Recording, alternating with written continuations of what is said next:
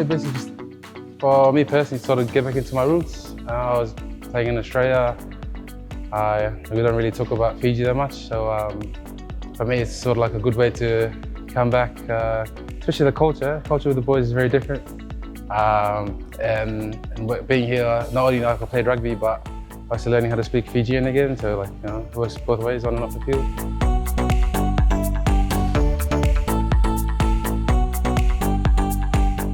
The game in Suva against Highlanders, yeah. Our first game back home. It was a hard game.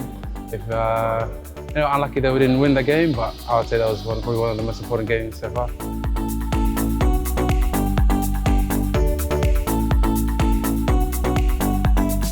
Yeah, I was talking to him yesterday after the team was released.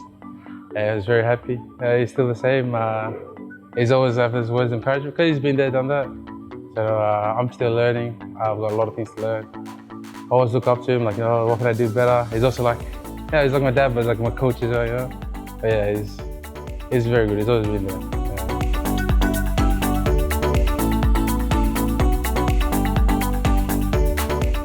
So we said like, this is now a professional environment. It's different from all the club rugby and stuff like that. So when you come into this team, there'll be homework. Not only when you're here training, but off the field. There'll be like eating right, sleeping right, sort of getting your body ready for this season. So you know, just those little word of encouragement to like tell the boys to like, you know, this is different from any other club rugby.